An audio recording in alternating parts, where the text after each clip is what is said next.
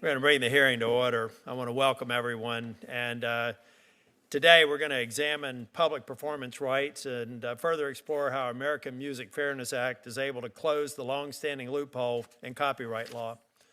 Under existing copyright law, songwriters and lyricists who own copyrights on a musical composition are entitled to royalties when the song is played on terrestrial AM/FM, think AM/FM radio, satellite radio, or otherwise publicly performed. However, the recording artists and producers who own the copyright in a sound recording of a musical composition are usually different from those who hold the copyright to the composition.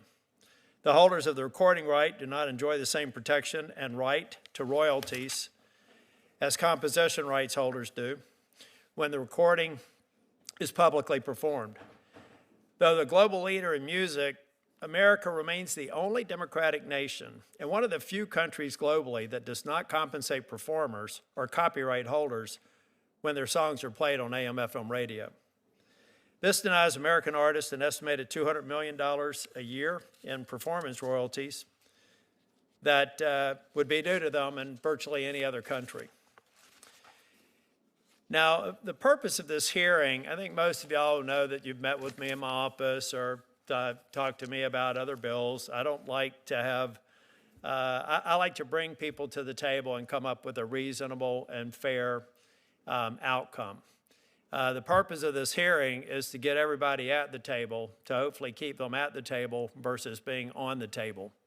I want to try and come up again with a just and fair solution, and I think it starts with hearings like this. I'm going to turn to Senator Schiff. I see Senator Padilla is here. I also expect Senator Blackburn. If they get here before it is time to open up and introduce the witnesses, I will give them an opportunity to speak. But now I'll turn to Senator Schiff, my ranking member. Thank you, Chairman Tillis, and thank you to all our witnesses for joining us today. This subcommittee has always been guided by a simple principle that creators deserve to be compensated for their work. Whether we're discussing patent protections for inventors, trademark rights for businesses, or copyright protections for artists and writers, our intellectual property system exists to ensure that those who create value can share in the benefits of their creativity. The principle goes back to our country's founding, when the Constitution granted Congress the power to promote the progress of science and useful arts by securing for limited times to authors and inventors the exclusive right to their respective writings and discoveries. Which brings us to today's hearing and the opportunity to address an inequity in the creative ecosystem in which performing artists in America go uncompensated when their recordings are played on terrestrial radio. Songwriters get paid, music publishers get paid, all as they should, but the artists whose voices we actually hear get nothing. This anomaly places the United States in troubling company. We stand alongside only Iran and North Korea in refusing to recognize performance rights for sound recordings on terrestrial radio. Nearly every other industrialized nation, including China, has recognized that artists deserve compensation when their work is broadcast. This isn't just about fairness at home. American artists are losing an estimated $70 to $100 million annually in foreign royalties because other countries won't pay our artists when we refuse to pay theirs.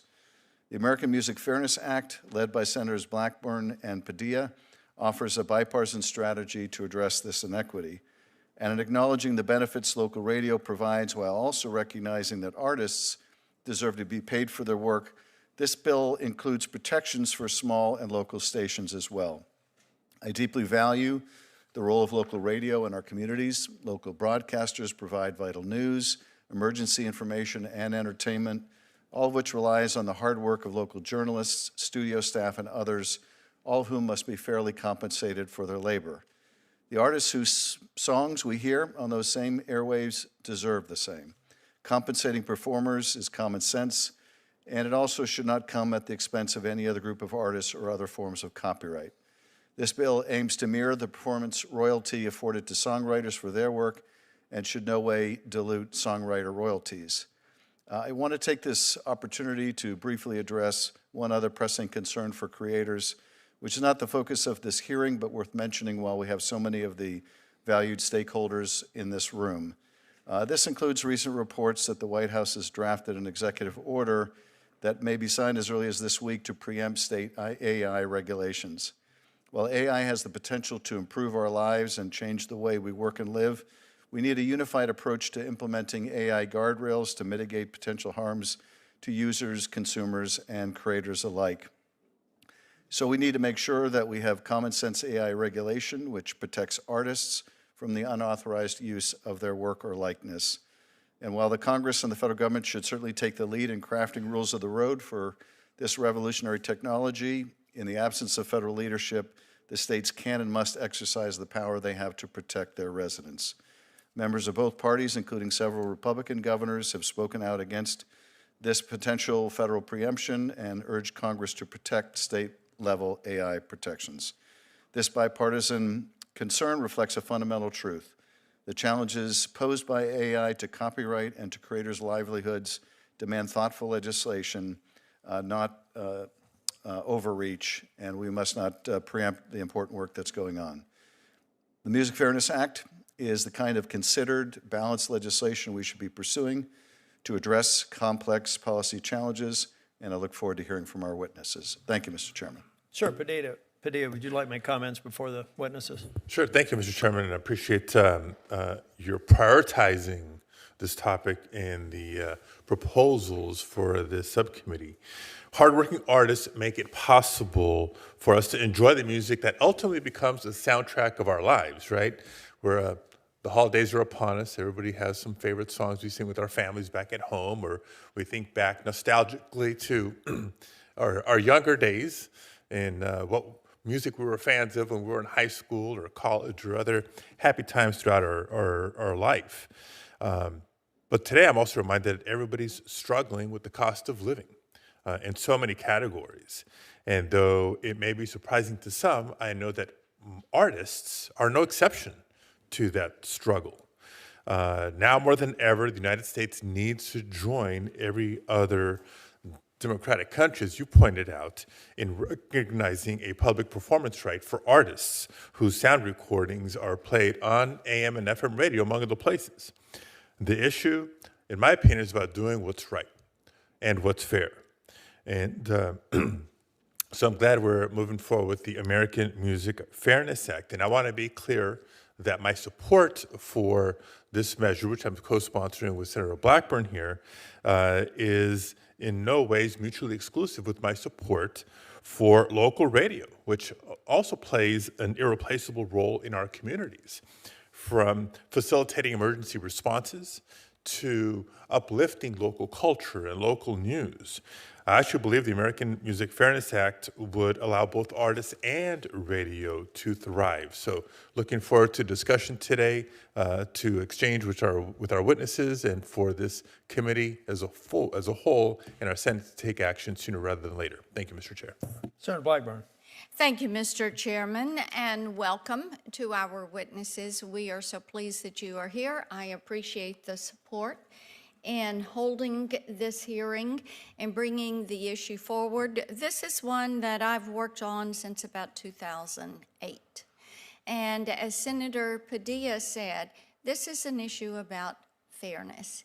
It is an issue about allowing a creator to exercise their constitutional right, an Article 1, Section 8, Clause 8 right, which is a right our Constitution gives to creators to benefit from their creations. And of course, we know when it comes to AM/FM radio, there has been an inequity in this. Times change, delivery changes, and of course, our creators should be compensated.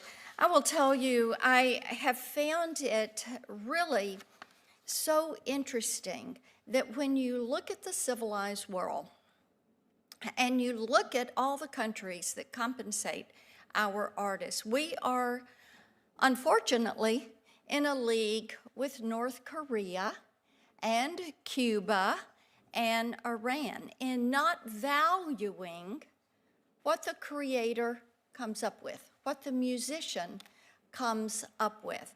So now we have the opportunity to right this wrong.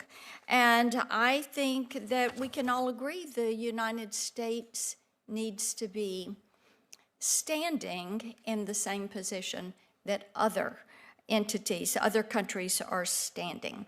Now, the American Music Fairness Act fixes this issue by closing a loophole in copyright law and ensuring that artists and music creators are paid for the use of their songs on terrestrial radio stations. AMFA would bring corporate radio broadcasters in line with all other, get this, all other music streaming platforms. Terrestrial radio is the outlier. They're the ones that want special treatment, and we need to end that by passing this bill. Now, Apple Music, Spotify, Pandora, Sirius XM, YouTube, and others already pay performers. I think maybe not enough, but they get paid for their work. And this bill is about common sense and fairness. So let's be clear, despite what the critics of this bill say, and we have some big radio that doesn't agree with this. I know Mr. Hinton probably doesn't agree with me on this issue. But this bill protects small and local radio stations. This bill provides strong protections for small, college, and non-commercial radio stations. America's artists and music creators, including our witness today, and we're so pleased to have Mr. Simmons with us. Thank you, sir. They have created the soundtrack of our lives. In my state of Tennessee, from Music Row to Beale Street to the hills of East Tennessee, artists and music creators have made their marks. We have an obligation to protect them and to ensure that they have the right to be paid for the product that they create. It is as simple as that. The creative community has waited a very long time for fair compensation for radio play. And this Congress owes it to our American artists to ensure we finally pay them. We pay them. And they deserve to be paid. So thank you, Mr. Chairman. Welcome to our witnesses. I look forward to a thoughtful exchange. Thank you, Senator Blackburn. I'm going to introduce the witnesses, then we'll go to the oath and then get started on opening statements. Henry Hinton serves as the National Association of Broadcasters, NAB Radio Board of Directors, and as president of the Interbanks Media Company. He operates 5 FM radio stations across eastern North Carolina. I also have to say I've known Henry for probably 16 years, and I view him as a upstanding citizen and somebody who's always been there through several disasters and through COVID and a number of other things. So, Mr. Hinton, I appreciate you being here. I appreciate your show Talk of the Town. I know that we're not necessarily on exactly the same page on this issue, but I still count you as a very thoughtful person. We appreciate you coming here. Mr. Huppy is the president and CEO of Sound Exchange. Sound Exchange has distributed over $11 billion in royalties to more than 700,000 creators and continues to be the industry's premier sound recording metadata resource, making up 12% of all U.S. recorded music revenue and distributing 90% of the royalties within 45 days. Gene Simmons probably needs no introduction. He's a musician and best known as the co-founder, bassist, and co-leader of the hard rock, I don't necessarily call it hard rock band. This was in my staff notes. I'm going to call it just a good, solid rock band. He co-founded KISS in 1973 when I was 13 years old, and I remember it, alongside bandmates Paul Stanley, Ace Frehley, and Peter Criss. The band was inducted into the Rock and Roll Hall of Fame in 2014. Since its start, KISS has sold more than 100 million records globally and produced over 30 gold albums. This past Sunday, KISS was honored at the 2025 Kennedy Center Awards. At this point, I'm going to just have you all stand, if you will. We'll do a quick oath, and then we'll get to the opening statements. If you'll please raise your right hand. Do you affirm that the testimony you're about to give before this committee will be the truth, the whole truth, and nothing but the truth, so help you God? Thank you. You may be seated. Mr. Hinton, we'll start with you. Good afternoon, Chairman Tillis, Ranking Member Schiff, and members of the subcommittee.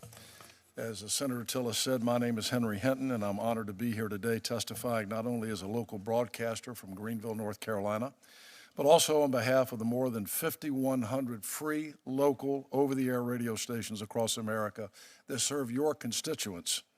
I'm the president of Interbanks Media, where I proudly work alongside my son to operate 5 FM radio stations in eastern North Carolina. I'm also privileged to serve as a longtime host of the locally focused radio show Talk of the Town. I know firsthand the value and collaborative partnership of our stations and what we have with recording artists.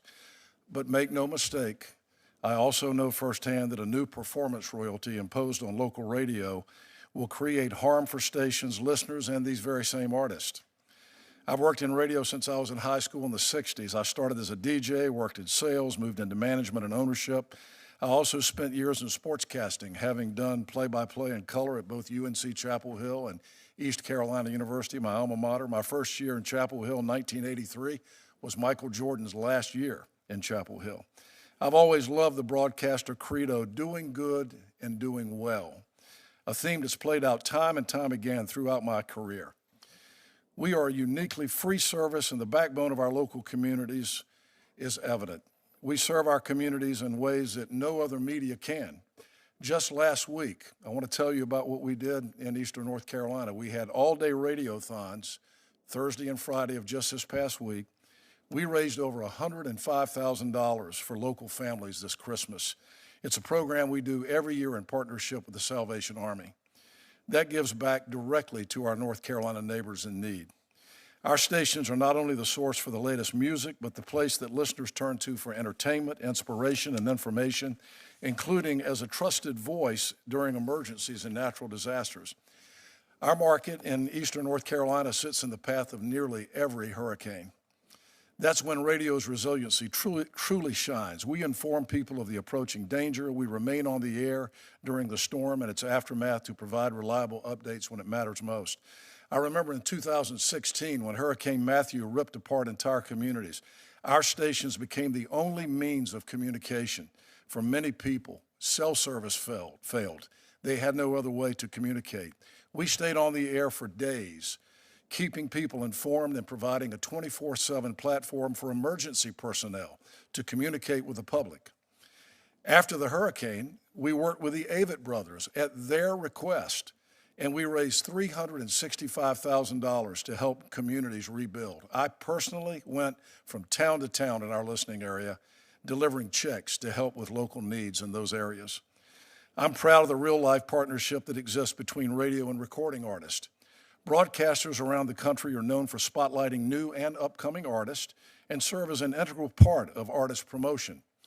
The broadcasters around the country, the continued relevance and value of radio is affirmed by daily local radio broadcasters around the country as record labels continuously contact stations to promote new artists and music and look for radio airplay to help them launch their next hit. We're immensely proud that over-the-air radio is free to our listeners, but it is not free to those of us who provide it. Radio stations pay countless fees, including annual FCC regulatory fees, copyright royalties to performing rights organizations like ASCAP, BMI, CSAC, GMR, and streaming collectives like Sound Exchange. Local broadcasters today compete against tech giants and global streaming services, some of whom, ironically, are now trying to emulate the essence of radio on their platforms. Streaming services are able to recoup costs through subscriptions and fees that they charge to their users. We cannot. This makes the imposition of a new performance royalty economically untenable for local radio broadcasters. When new fees are imposed, free local radio's only option is to cut elsewhere. Stations have to make the choice between covering local football games or paying new fees, between making their payroll or sending more money to the recording industry. an industry currently making record profits, I might add. Imposing a new fee on radio's free service would jeopardize jobs, require stations to cut back local involvement in the community, and place more pressure on radio stations already struggling to survive. This not only hurts radio stations, but local communities and the artists who rely on radio's unprecedented reach to engage new and existing listeners. In conclusion, I want to applaud the senators and nearly half of the House of Representatives that support the Local Radio Freedom Act, which opposes the imposition of this fee. I encourage this committee to follow suit and refrain from imposing a performance fee on radio. Thank you for inviting me to testify today, and I look forward to your questions. I saw Mr. Huppy. You're gonna come next. You're taking notes. I kind of do things a little bit differently as a chair. I kind of like debate club. So number one, after you finish your opening statements, I'm going to turn to Senator Blackburn to take my spot. I'll be asking questions last, but you all take notes if you hear anything and you want to do it in a professional manner when it is your opportunity. I'd like for you to address the issues that you may have a disagreement with. Mr. Huppy. Thank you, Mr. Chairman. It's an honor to be here today to testify about the American Music Fairness Act. This is the first hearing the Senate has held on this issue in roughly 16 years. During that 16-year period, radio corporations made roughly $250 billion in advertising revenue, while recording artists were paid exactly zero. At that 2009 hearing, former Chairman Leahy said, quote, "It appears the broadcasters are using someone else's property without compensation. That might be okay in other countries, but it's not consistent with American property laws." Mr. Chairman, it was true then, and it's true now. As Senator Blackburn posted last week and stated again here, quote, "The United States is the only industrialized nation in the world that does not pay performers when their music is used on AM/FM radio. In fact, even Russia and China pay. We are in the company of the most notorious abusers of property rights in the world, joining North Korea, Iran, and Cuba." Let that sink in for a moment.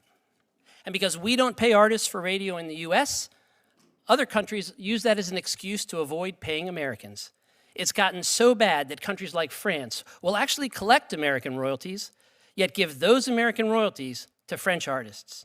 Americans are losing out on hundreds of millions of dollars overseas every year, on top of what they are already losing here at home. And Mr. Chairman, the music landscape has changed dramatically since the last time the committee took up this issue. Back then, broadcasters argued that radio promotes artists by exposing listeners to new music, but that is no longer the case. Streaming platforms like Spotify and Apple Music now account for 85% of music industry revenue, while music discovery actually happens on social platforms like TikTok and YouTube. The days of hearing a song on the radio and going out and buying your CD or an album at a store are long gone. All other music delivery platforms pay the performer, but for some reason, AM/FM just can't, even though they made nearly $14 billion last year in advertising from playing music. They pay their DJs, they pay their talk show radio hosts, they even pay artists when the very same AM/FM programming is streamed online. But they argue that extending that right to analog broadcast of FM radio is a step too far, and that it will put small stations out of business, which is simply not true.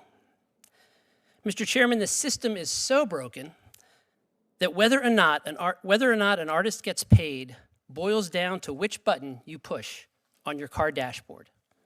If you select SiriusXM or Spotify or Apple Music or even the iHeart streaming app, the artist gets paid. Yet if you choose an FM station, they do not. Mr. Chairman, no legitimate business or policy reason can justify that difference. The title of this hearing recognizes the need to balance interests in the music community, and we share that desire. We care about and recognize the value of small, local, and independent radio, which is why the bill has carve-outs to protect small broadcasters. Under the bill, small stations would pay $500 or less a year for music. That works out to $1.37 a day for unlimited music. We also recognize the great importance that songwriters bring to the creative process. That is why the bill explicitly prevents radio from paying artists out of the songwriter's share of the royalties which they have collected for decades. All participants in the creative process deserve to be fairly paid. Mr. Chairman, the NAB will say and do anything to make sure they don't have to pay artists for their music. Their playbook has always been to confuse the issue and run out the clock, and it's been effective. Unfortunately, the only way to fix this problem is by changing the law, and that is why we are here today. This isn't about going into a back room and working out a deal with the broadcasters. Congress must create a property right in order to make those discussions meaningful. AMFA is a bipartisan bill that ensures every drummer, guitarist, singer, and musician gets paid fairly for the work they do. And not only is AMFA supported by legislators on both sides of the aisle, but every administration in the past 50 years, including the Trump and Biden administrations, as well as the U.S. Copyright Office, have consistently supported the creation of a performance right in terrestrial radio. In fact, just this morning, the U.S. PTO issued a letter in support of this bill, reaffirming the Trump administration's support for this effort. Congress has stepped up time and again to modernize the law and ensure that artists are paid when their music is paid for digital, streaming, and satellite radio, but it has yet to fix the problem for AM/FM radio. In closing, Mr. Chairman, we're simply asking you to finally close this glaring loophole in our copyright law, which has been giving one of the oldest music delivery platforms a free ride for too long. Just 2 months after the Senate hearing in 2009, the Judiciary Committee marked up and approved the bill on performance rights. Mr. Chairman, I hope this committee repeats that history and moves to mark up the American Music Fairness Act without delay, just as it did 16 years ago. Thank you for your time. I look forward to your questions. Mr. Simmons. Thank you, Mr. Chairman. Mr. Simmons, if you, the button needs to be red. Yeah. Red means on here. Thank you, Mr. Chairman. I was happy to see many of you this Sunday where KISS, our little band, was honored at the Kennedy Center with President Trump. I'm proud to say I first met President Trump years before he got into politics, and I'm happy to remind everyone here in this room that our President Trump signed the Music Modernization Act in 2018. This bill updated copyright protection for the digital era. The world is changing. We've got to stay ahead of the curve, and legislators need to be informed on all of these things because, let's face it, you do the work of the people. We elect you, and we hope and we expect you to do the will of the people. I'm grateful to President Trump for his leadership on issues important to our artists, past, present, and future. I'm here to kindly ask all of you, both Republicans and Democrats, to help us remedy a situation, an injustice, let's call it for what it is, an injustice that's been ongoing for many, many decades. I'm going to tell you what I mean. Bing Crosby recorded perhaps one of the biggest songs of all time, White Christmas. What's more American than that? Written by Irving Berlin. It's been on radio, AM and FM, later FM and originally in AM, millions of times. Every Christmas, we and around the world are listening to I'm Dreaming of a White Christmas. That's America's song. Everyone received money. The radio station sold advertising. The plumber who fixed the plumbing got paid. Everybody, the disc jockey got paid. The only person that was never paid for the airplay was Bing Crosby, which is astonishing.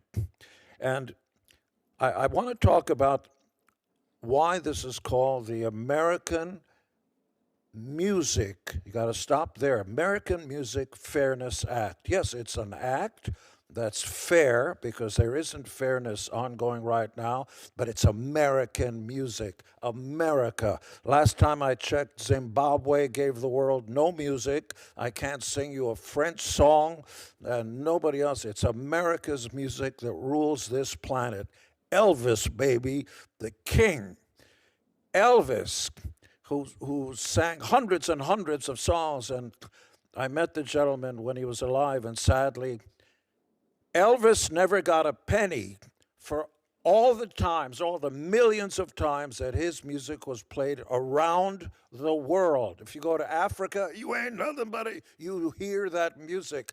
That is our emissary. That's bigger and cooler and better than any foreign minister that goes on. American culture spreads with our music, with our pop culture. Elvis never got a penny. You know who got all the money?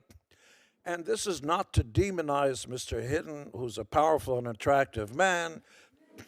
He came over and tried to dissuade me, which is a big word like gymnasium, but I'm a big fan of his, and more power to him. He works hard, and he's got 4 radio stations. God bless America. I hope you have 400. This bill, when it's passed, because the word if is for losers, we are going to pass this bill. It is bipartisan. You will do the will of the people, because 70% of the United States of America in a recent poll said, we want this injustice cured now and once and for all. Getting close to the finish line does not work.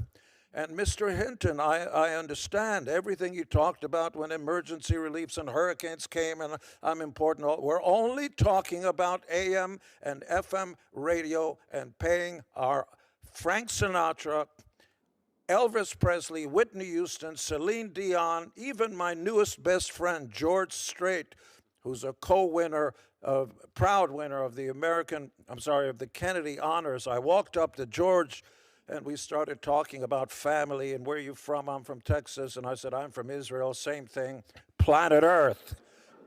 And we started talking and trading stuff. And I told him, George, do you know one of your biggest songs, Amarillo, which has been broadcast on AM and FM radio hundreds of thousands of times? Do you know you never got a penny for any of those broadcasts? He looked around, he said, what do you mean? Because he sings other people's songs. What do you mean? He turned to his handlers. No, that's true. How do you defend that? Mr. Hinton, God bless him, we all live in America, we disagree, but he's wrong. He said that the 4 radio stations, I beg your pardon, may have some financial issues ad infinitum, ad nauseum. 3 of the 4 stations may have to pay $500 when, not if, this bill is passed. What's your problem? How do we dare come in second to Russia, an alleged country led by a despot, when they do a better job of paying our king of rock and roll, and we're going to stand by and not pay today's artists and future artists? Because let's face it, our children are tomorrow's stars. They're going to claw and fight their way up to the top, and it's really hard to do it. And once you reach the top of Mount Olympus, which is in the center of America, baby, don't kid yourself, it ain't in Greece. This is the land of opportunity where greatness is possible if you put your metal, I'm talking about heavy metal, so what I just did, it was a joke. When you work hard and you get to the top, what do you got? Zipperoonie. That's not the American way. If you are against this bill, you are un-American.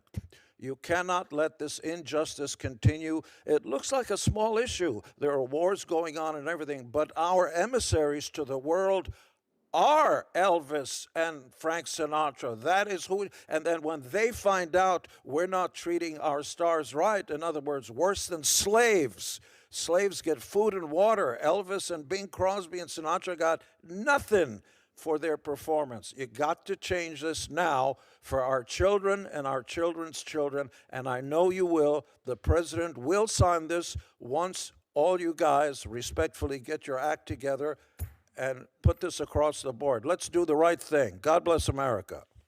Thank you, Mr. Simmons. Senator Blackburn, I'm going to let you take my first time. Absolutely. Thank you so much, Mr. Chairman. Thank you each for your testimony. Mr. Hinton, I want to come to you first. I guess you could probably imagine that. I've worked with the NAB for years trying to get them to agree to a template like we have. I want to clear up a couple of things. You mentioned in your testimony that this would cause harm.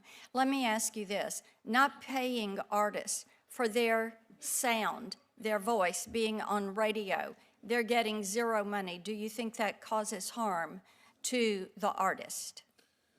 Well, Senator, thank you for that question. Don't say thank you for the question through this. It eats up my time. Go ahead. All right.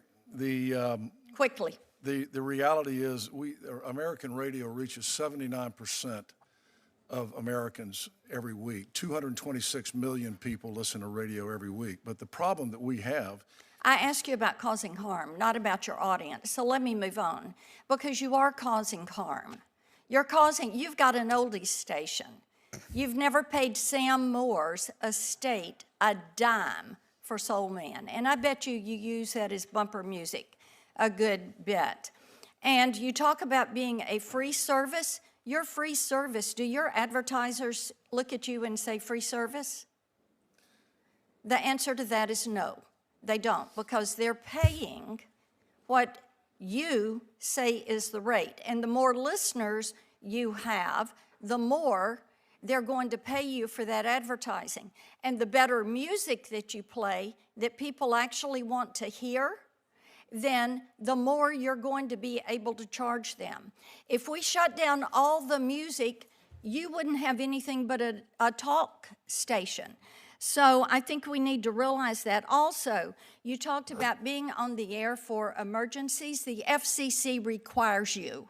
They have that override when there is an emergency. You did not do that out of the goodness of your heart. You do that because you are mandated to do that, and thereby you provide that public service, and we appreciate that our radio stations do that. I would also remind you that when you talk about being a partnership between the artist and the radio stations, there is a new form of payola that is out there, and it's called having these artists do private shows for your advertisers, again, so that your worth is more to your advertisers.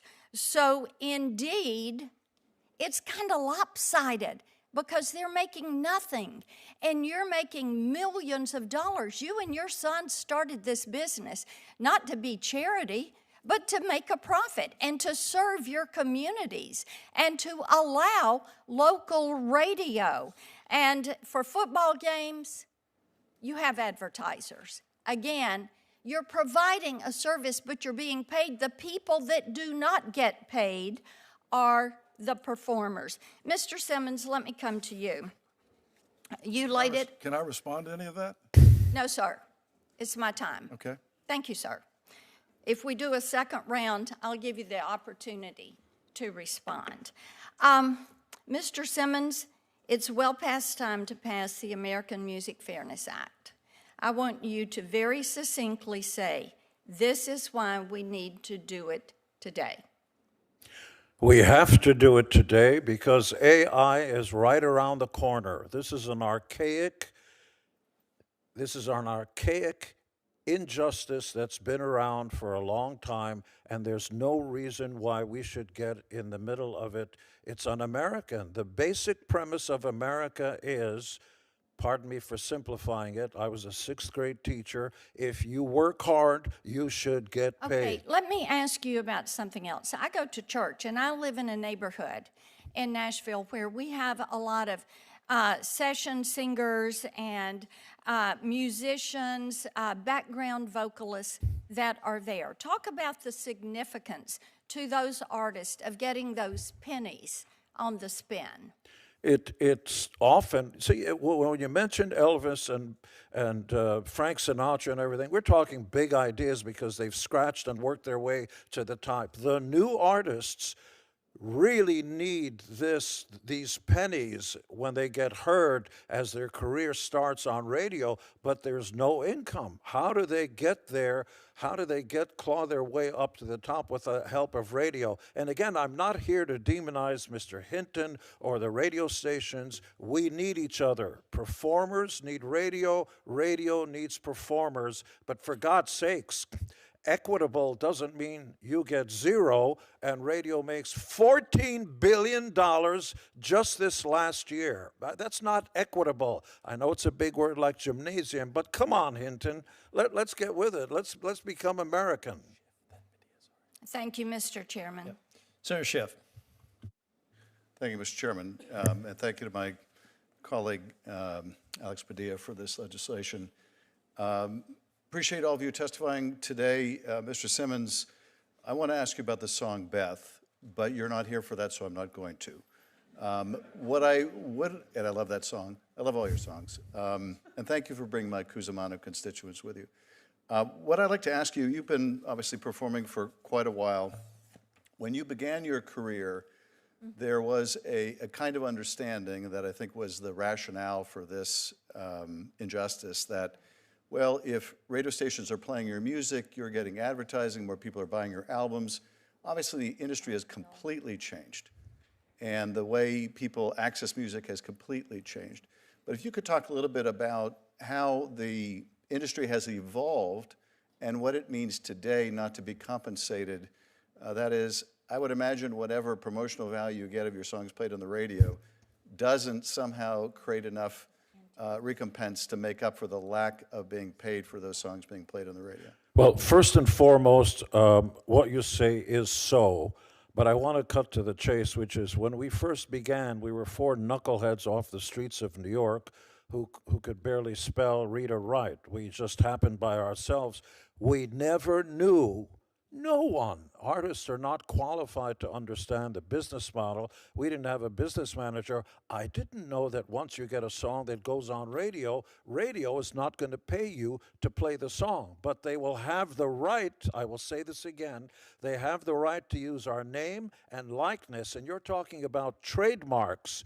You use my trademark without my permission. Otherwise, I'm going to take your house and your firstborn. Are you kidding me? So radio uses billboards across the country's highways of America to promote the radio stations so that people will tune into their station because they are hearing our voice on their station so they can sell advertising. And more power to you. You should be making more money, become more successful, but the new artists are not going to get their fair shake. There are barely record companies left. The entire music industry is in disarray, and all these pennies are so important, especially for tomorrow's stars who are being born today. This is for our children and for our children's children. We can't just let them out in the cold and not have a way to get paid for their hard work.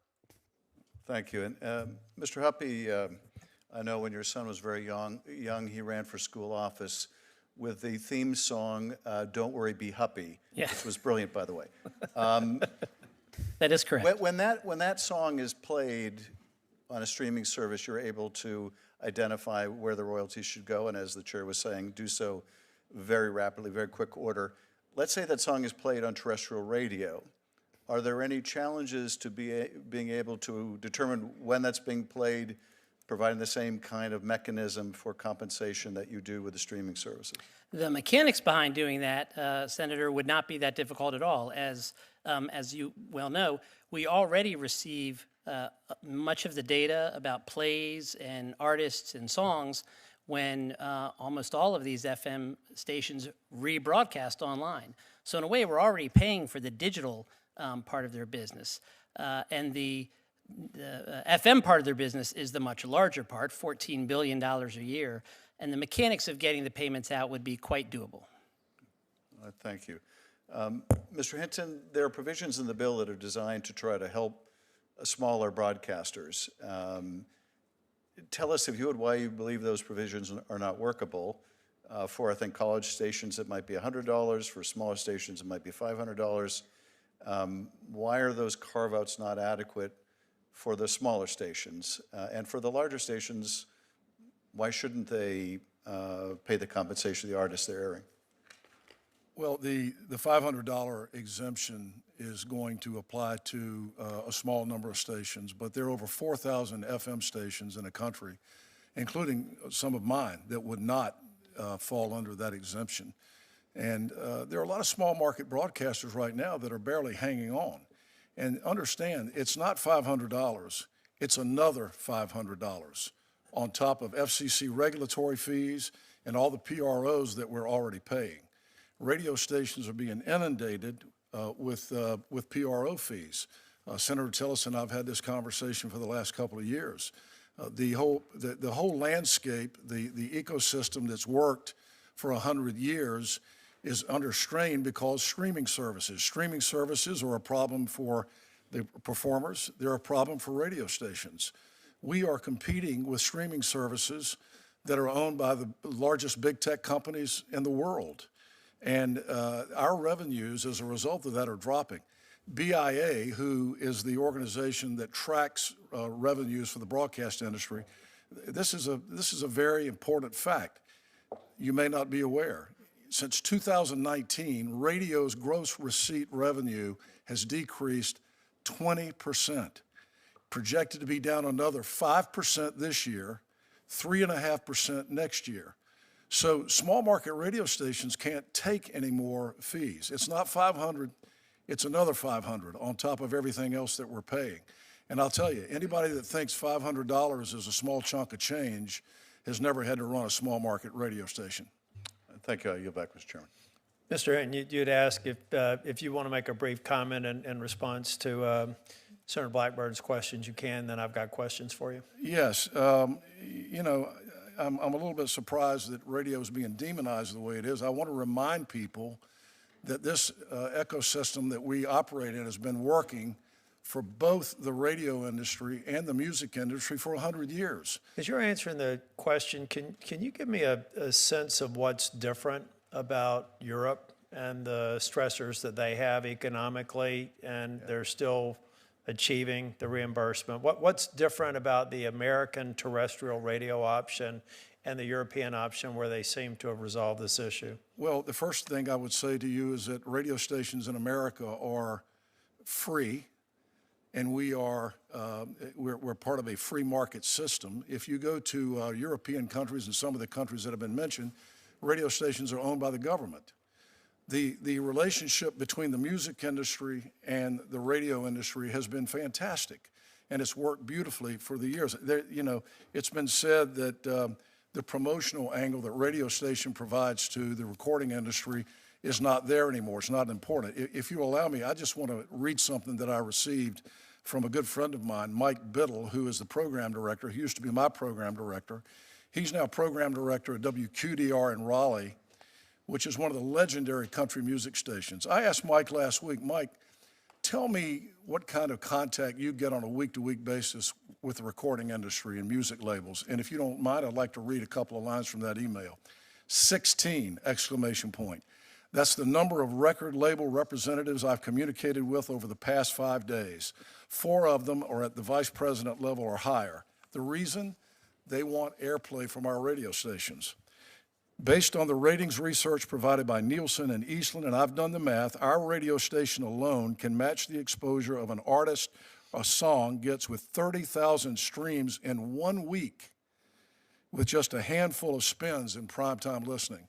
And one other thing I'd like to respond to is the issue that Senator Blackburn brought up regarding her letter to the chairman of the FCC for payola. First and foremost, I would say, in my experience, and I've been in this business a long time, Senator, I have never, my experience has been exactly the opposite of what you are describing. It's normally artists coming to radio stations wanting us to provide promotion for something that they're promoting with a relief concert or something.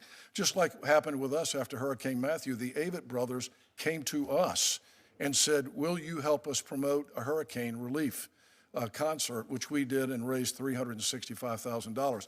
I can tell you this, that we take the issue of payola very seriously. NAB has a policy. We all follow it. We are very serious about following payola and not breaking any federal laws, especially that one. Last question for you, or from me. Have you modeled what the economic impact would be on your stations, or has NAB done any modeling on what the economic impact would be on various stations if this bill is ratified? Well, let me start with this, Senator. The radio industry is free over the air. when we hear about these other streaming services that are paying performers' rights, remember this: they can pass their fees on to Yeah, I their get that. What I'm trying to get at is the economic impact and what stimulated, this isn't from my staff notes. It's Well, what again, stimulated the. you and I've had this conversation before. I think we should be advocating for is for Congress to take a look at the entire ecosystem. Well, I got you. All PROs. But I'm just trying to get back to you, the NAB in particular. I wouldn't expect you and your radio station to have done some modeling about what the impact would be. You're asking me for a percentage of how it would impact us? I'm trying to get, we've already, there's a stipulation that some of the smaller market or college radio stations be either $100 or $500 impact. So I'm trying to get that's not a lot. It would have a de minimis impact in terms of performers' compensation. I'm just trying to get a sense of what this would represent to a radio station like yours that would not necessarily enjoy the carve-out or the exemption, roughly what it's going to cost. And I would assume you could just do a look back I and honestly don't know determine. the answer to that question. It's going to be on a per-station basis. I think it'd be helpful, as we move forward to get, it would seem to me it'd be deterministic. You look back 12 months, look at what you played, and then determine if the law were passed, what it would be. But I think that'd be helpful for the record. Well, can I Mr. say- Huppy, do you have any insight on here's the other thing when I'm talking with the NAB. They talk about bad actors. I'm not going to name three-letter players in this industry, but they talk about some other folks that are constantly breathing down the broadcasters' back. Are you sympathetic to any of that with some of the music distributors and the way that they're treated? Yours is a very different model, but I'm just kind of curious. Yeah, we're not in the radio promotion business, so I'm not as familiar with that, Mr. Chairman. I will say, in terms to answer to your last question, you asked about sort of modeling out. I will say, again, I share the respect for Mr. Hinton and the amazing network that he's built out, but 4 of his 5 stations would be eligible for the $500 a year carve-out. And the other comment, if I could, Mr. Chairman, there's a lot of talk about promotion here. The bill takes into account any promotion effect. If there truly is promotion, then I would suggest the broadcasters can put their money where their mouth is and recognize it will be a factor expressly considered by the people that set the rates for this. We could debate whether there's promotion or not. I mean, as you heard earlier, 85% of all revenue comes from streaming. I think you've heard Mr. Hinton say twice that they compete with those streaming platforms now. It's no longer about promotion, it's about competing. And one last point, Mr. Chairman, let's say there is promotion, hypothetically. I don't know why that should be a free ticket to take people's property with neither permission nor payment. Radio broadcasts Major League Baseball games. It is undoubtable that increases the promotion for baseball. It raises the value of the franchise. And no one for a minute would suspect or suggest that they don't get licensed by Major League Baseball. I don't know why music should be any different. Thank you. My time is over. Before I recognize Senator Padilla, I think Beth was a good song. It was Peter Criss who sang leads, the drummer. Senator Padilla. Thank you, Mr. Chairman. Thank you to all the witnesses for your participation today. I do want to begin with questions for Mr. Simmons, and I especially appreciate you because you're not just here advocating for your own self-interest, you're advocating for all artists. No, I think that's not the headline. The headline is I've done well thanks to the American dream. And I often say God bless America, and people think I say it for a soundbite. I'm the proud son of a concentration camp survivor, and for me, those words mean something, and we should all get over the cornball, eye-raising things and realize where we're living. This ain't about me, my friend. That's what Because I've done very well because America gave a first-generation legal immigrant the chance to do well, and it was not easy. I had to learn the language. I had to stop talking like this, dress British, think Yiddish. You know what I mean. You had to learn the culture, claw my way up to the top with 3 other guys that understood it, with no managers, no nothing. Do it the old-fashioned way. Roll up your sleeves. America's giving you the chance. The rest is up to you. It's not about me. I'm on top of Mount Olympus. As I said before, I was thinking of buying the building. This is about the future of our the point children. I'm trying to make, because you've been blessed and you've done well. And I think there's a misperception in the general public that most artists, if they kind of recognize the name, oh, they must have made it. They're all on top of Mount Olympus, but that's not the case. So what I want to hear from you is kind of reflect back to the earlier stages of your career. What would these type of royalty payments mean for emerging artists who are trying to build their career? Every little bit helps. At the outset, I understand that a brand new artist isn't necessarily going to help a radio station get to a point, but perhaps I scratch your back. When they get bigger, they'll be more appreciative of WXRP or whatever that's called, and say, "You were there for me then. I'm going to be," it's about relationships. But if you work hard, the American way is you must get paid. You cannot verbally or otherwise, ethically, morally, and perhaps once this bill is passed, legally, validate the notion that somebody who works hard is going to get nothing, while a corporate entity, well-meaning though it may be, is receiving $14 billion just this last year. And as you articulated in your opening remarks, there's a reason this is called the American Music Fairness Act, because the way We're not asking unfair. Hold on, That's if right. it was unfair decades ago, is it more or less fair today, given the change in technology, the change in the industry? It's not just Yes, radio it's more revenues or unfair. not, It's more streaming. unfair now because once 1980 or so, when Napster started downloading and all that, and remember, we're only talking about in this bill AM, FM. We're not talking about streaming or anything else. That's for another bill, another time with other folks. It's a simple idea. My friend, when I go on the highways of America, is my radio station, and I'll turn to AM or FM to hear the music I want to hear, and they're playing it and charging advertising and so on. The people who are on that, who are singing my favorite song, are getting zero for that performance. That's got to change. I don't know if I answered your question, but I thought I was profound anyway. Absolutely, absolutely. My last question, my time remaining, is for Mr. Huppy. Can you talk? We've focused on radio station owners, the broadcasters. We focus on artists. Are there other folks in the industry who stand to benefit from this bill? As Mr. Simmons says, not if, but when it is passed and signed into law.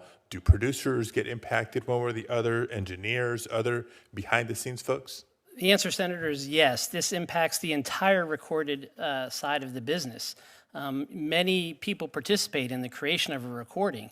It's a huge part, it's a huge investment for the industry. It's what we all listen to when we turn on the radio. So, it's artists and record labels, studio producers, background musicians, background vocalists, engineers. It's a very hard job to bring a successful recording to the world. And all of those folks would benefit from this bill. Last quick question, Mr. Chairman, if you'll indulge me, for Mr. Simmons. Not on the bill itself, but my youngest son, his name is Diego. He's 10 years old. He has quickly fallen in love, not with the bass, but with the electric guitar. What advice do you have for him? Have a fallback position. And I say this seriously because since the advent of downloading and file sharing, where artists are actually getting minuscule amounts, barely able to get by.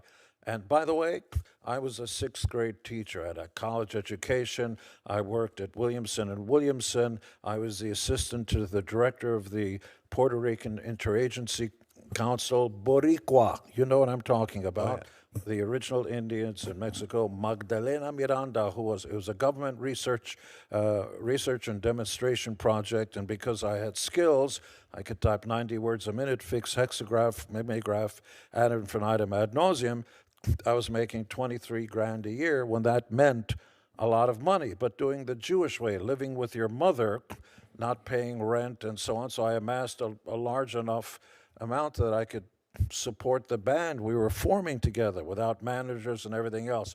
The advice I have for everybody is always have a fallback position, because everybody believes, and God bless him for believing, I can reach the stars. Well, what happens if you don't? What's your fallback position? How old is he now?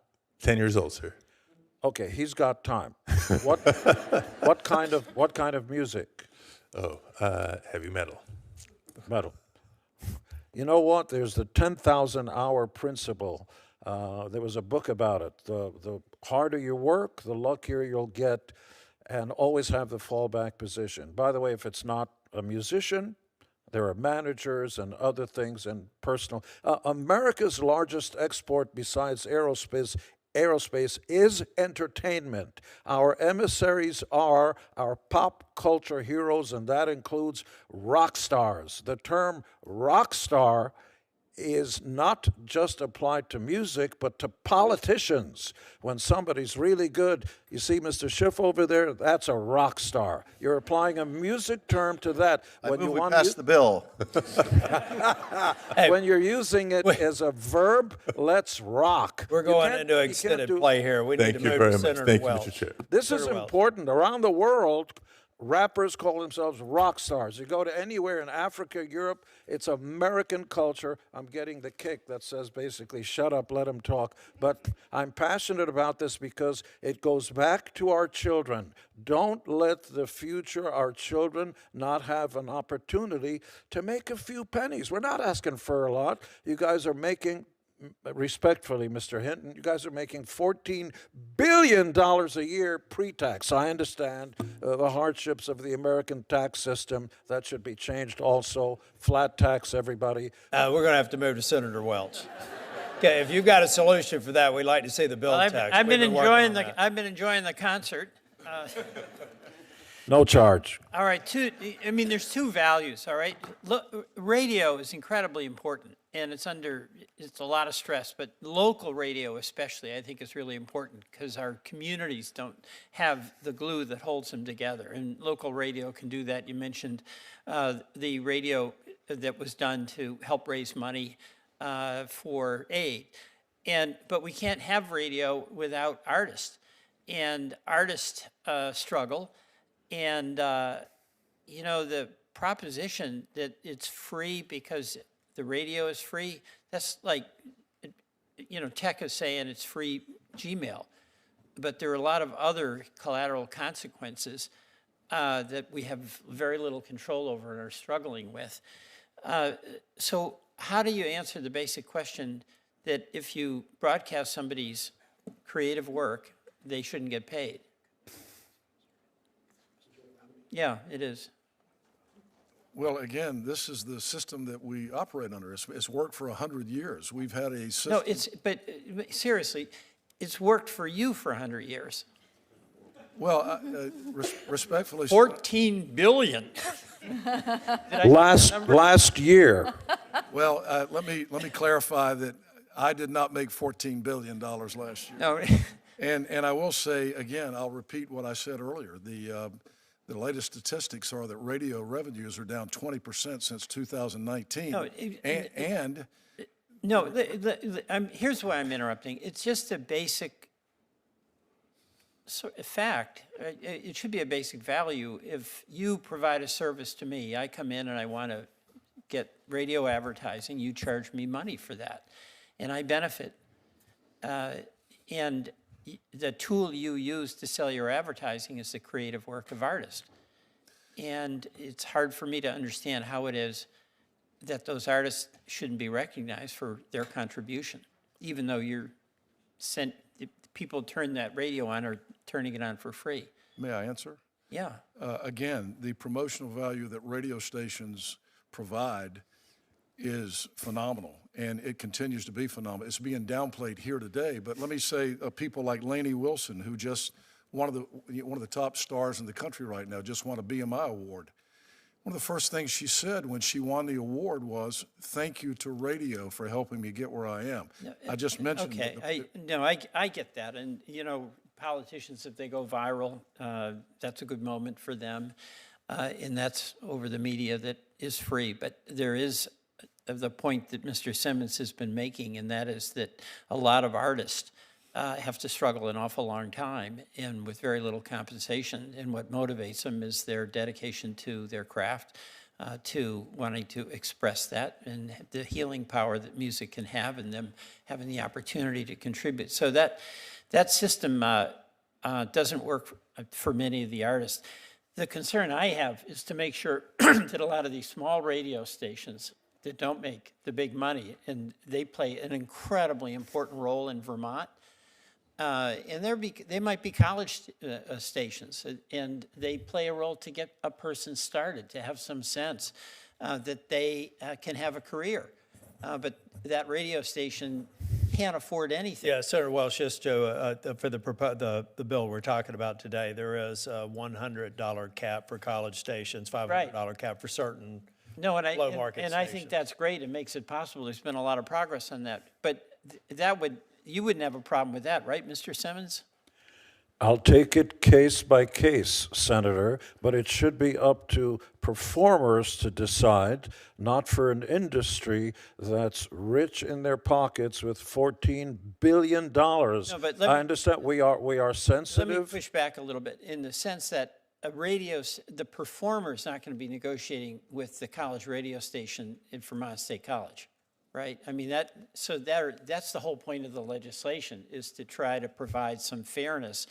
And my question to you is, do you have any issue with the legislation including some carve-outs for stations whose revenues are below a certain amount, where reasonably speaking... You're speaking to possibly the most unqualified person in this room.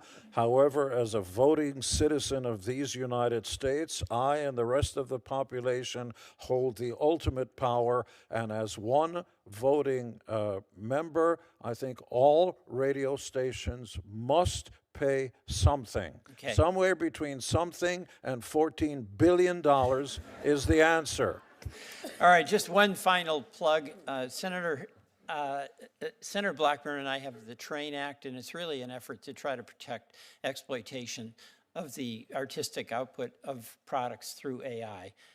And I would just like to hear from each, just a yes or no. Do you think we should protect intellectual property, the creative content, Respectfully, being exploited with it? May I take some AI? of your time, Senator? To I didn't the want you extent to that he's say- already 40 seconds over, yes. Very clearly.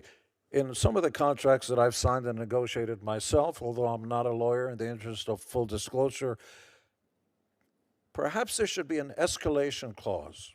Smaller stations, you play our songs a few times, it's X. If you're finding out that you're playing our songs and it's really increasing and you start making a lot more money, perhaps there should be an escalation clause for the reason you're making more money and selling more advertising. That's fair.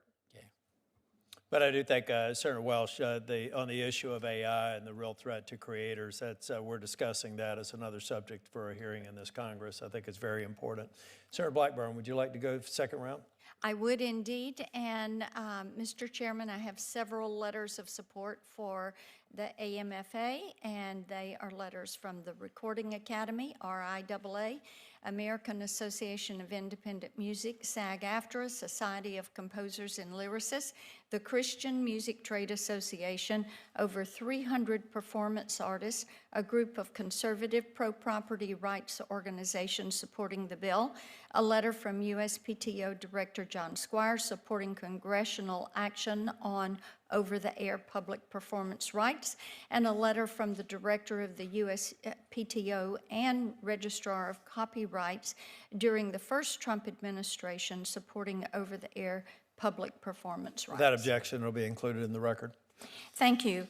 Mr. Hinton, I know that Senator Tillis was asking you about any modeling you had done of what this would cost you. And I would like to see if you have done that, because we're talking about a fee as low as $500, and stations with annual revenue of $1.5 million would only be paying $500. So have you all looked at this? Because this bill is really a tiered approach. And how much do you think is too much to pay the artist for the music that you're using? Senator, my understanding is that the rates have not been set. My colleague at NAB just passed me a note that the rates have not been set. We have not done any modeling. They'll be set by the Okay. Copyright Realty Board, or Copyright Royalty Board, but we don't know the answer to that yet.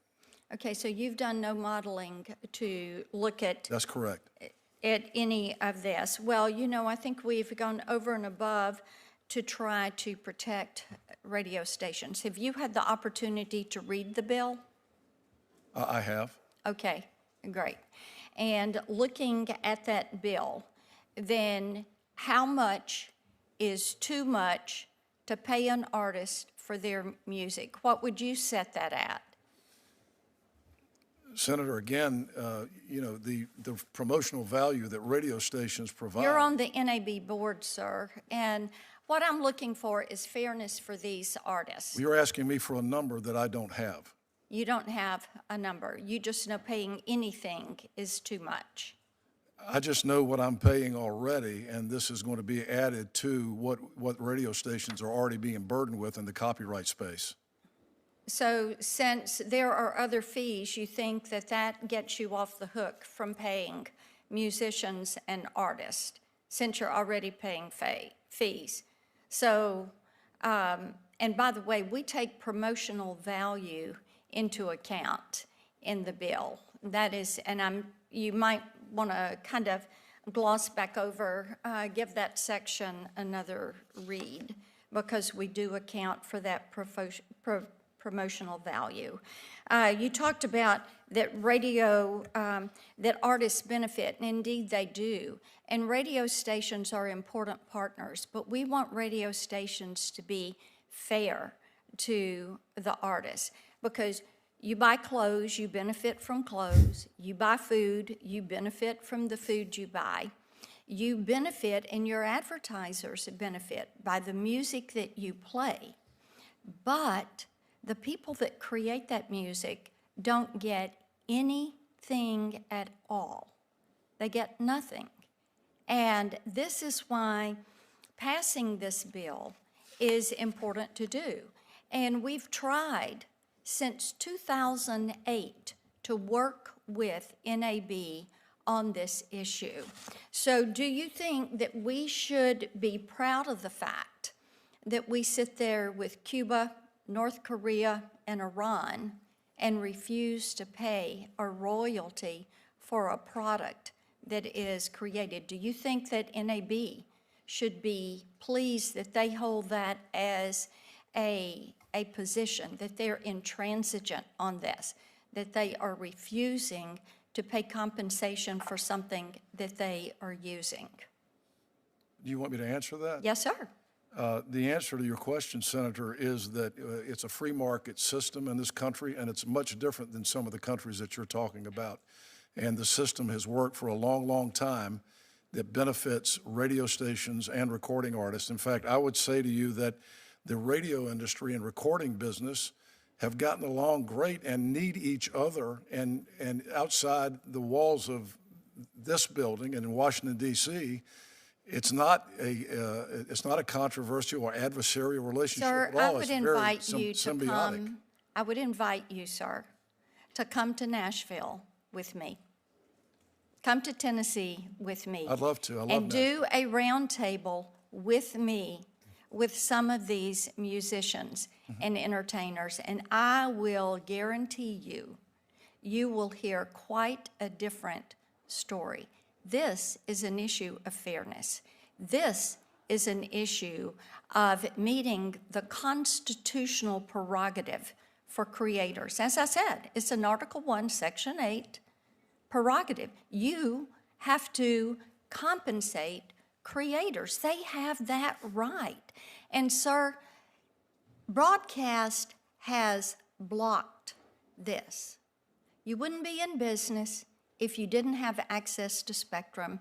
You wouldn't be in business if the FCC didn't give you a license. You wouldn't be in business if there was not music to play. So this is the fairness issue. And I know you want to grow this business and hand it to your son when you're ready to retire and head to Florida and play golf. And what we want to do is make certain radio can flourish and that entertainers can also flourish. Thank you, Mr. Chairman. Senator Schiff. Thank you, Mr. Chairman. Mr. Hinton, I just wanted to underscore something that Peter Welch said earlier. I certainly have no interest in demonizing radio broadcasters, local radio. I admire what you do. I like what you do. I listen to it all the time. I'm a fan, and I understand there's enormous financial pressure on your industry, particularly with the explosion of these streaming services, and you're competing with the giants. So I just want to let you know I acknowledge all the concerns that you've raised. I think we've tried to strike a fair balance in this, but I am mindful of the financial pressure you describe, and I don't want to act as if we're not aware of that. And as you say, there have been ways in which your industry and artists have collaborated and come together on things like the No Fakes Act and other legislative initiatives, and I'm grateful for that kind of collaboration. I think it's really important. Mr. Simmons, I want to ask you, there was probably a point in your career, as there is in almost every musician, where you wondered, are we really going to be able to make a go of this? Am I going to be able to earn a living this way?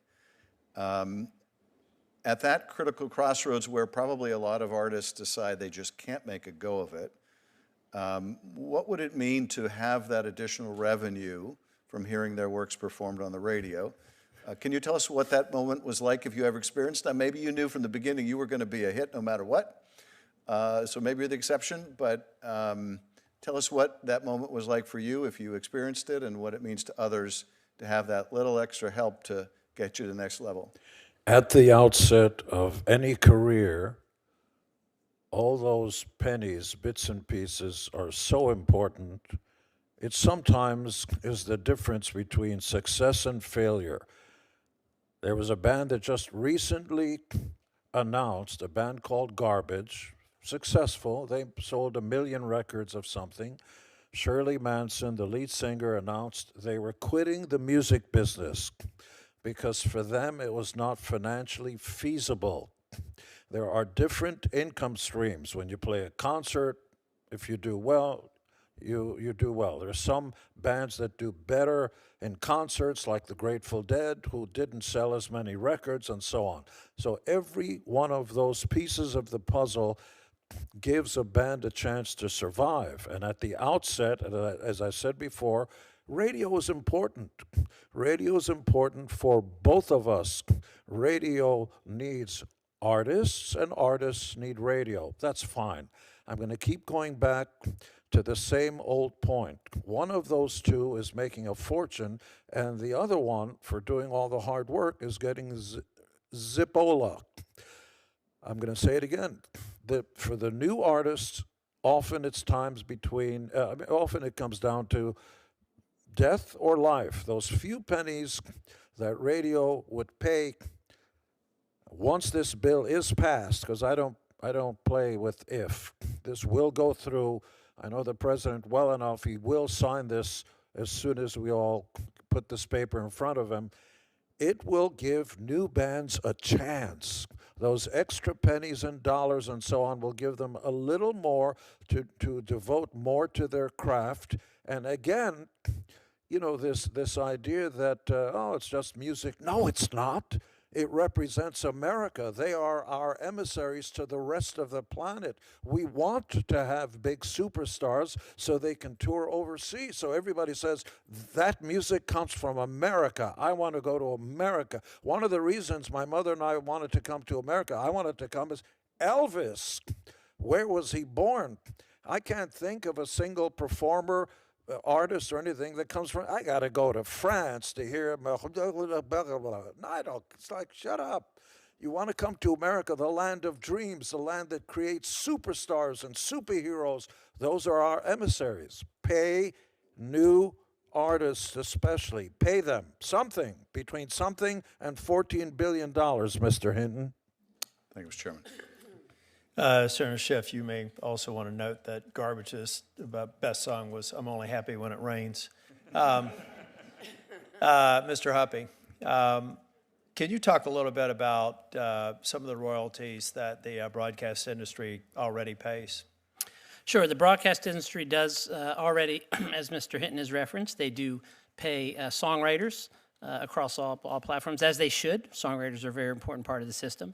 And they also do pay royalties to sound recording artists when the very same content we're talking about here, when that is simulcast online or streamed over the internet, they also do pay there. But as I mentioned, they do not pay when, this biggest part of their business, $14 billion over-the-air transmissions, they do not pay recording artists for that. If we were to pass this bill, it's my understanding now that certain jurisdictions withhold compensation for U.S. domiciled artists when we don't their own. So do we have any earthly idea how much money would potentially flow to the artist and into the U.S. economy if this bill were to pass? I think one estimate we like to reference, the first Trump administration put out a letter that estimated the loss of that money at around $200 million.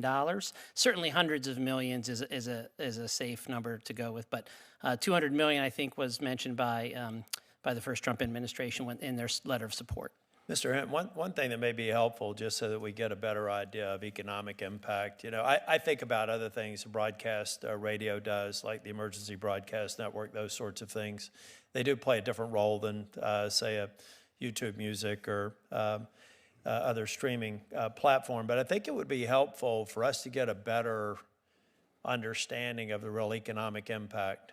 We've heard about the exemptions or exclusions for college and small market radio stations, that maybe you take a market basket of any analogs that makes sense in foreign countries, whatever their reimbursement model is, and even if you don't know what rate could be set by the board, you can at least know what the norms are out there so that we get some sort of idea for economic impact. I'm going to have my staff work on it, but NAB may be in a better position to do that and potentially submit something for the record.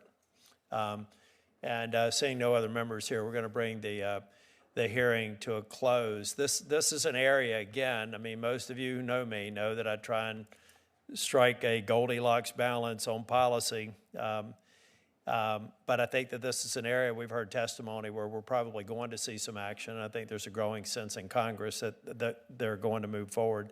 And so let's talk about the disparate impacts that we should take into account, potential unintended consequences. That's an assignment for NAB, and I would like to see anything submitted to the record or subsequent meetings with you all. We're going to hold the record open for a week. So if you'd like to submit any other testimony, any other data, we'll allow you to do it. I think, did we set a specific deadline, week from today? Yeah, 1 week from today, close of business. If you'd like to submit any other record, any brief comments before we? And Mr. Chairman, if I may, you said you encourage debate-style format. I just wanted to respond to one thing about radio not being able to pay. Radio, Mr. Pittman, the head of iHeart, recently talked about radio's renaissance. And when you look at some of the margins in radio stations, I had the opportunity to see some numbers from last year, and some of the biggest radio conglomerates have margins in the 18 to 24% range. Radio pays for the rent, they pay for the electricity, they pay for their station managers, they pay for the executives, as they should. I'm just at a loss. And by the way, talk radio also manages to afford to pay their talent. And they manage to work that into their business model as well. Mm-hmm. So I think the concept that radio can't work this into their business model is really not really a supportable statement. Artists deserve to get paid just like everybody else at radio. Mr. Hinton, I'll give you equal time. That'd be 30 seconds. Well, first of all, I'd like to thank the committee and you, Chairman Tillis, for allowing me to testify today. It's been an honor to testify, especially on the same table here with such an iconic music hero of mine for many, many years, Gene Simmons. Radio is facing a lot of different issues. I've talked about the economic pressures and the economic realities that we're facing with streaming and losing revenues. And a lot's been talked about today with regard to where we are with these declining revenues. I would point out that the recording industry grew 3% last year to a record high $17.67 billion. So I think radio's had a big part in promoting artists. We want to continue to have a great relationship with the music industry, but we want everyone to understand that a new performance fee on radio stations is going to, again, it's going to be an additional fee while our revenues are declining, but these fees are exploding exponentially on us. Okay, my time has expired. Mr. Simmons, thank you for being here. Congratulations on your recognition Thank you, and this in week, the and thank you for following- having an impact on so many people. Thank you, and in the following week, if you need me to fly back here and state our case again, I'd be more than happy to. Thank you. Thank you. The hearing's adjourned.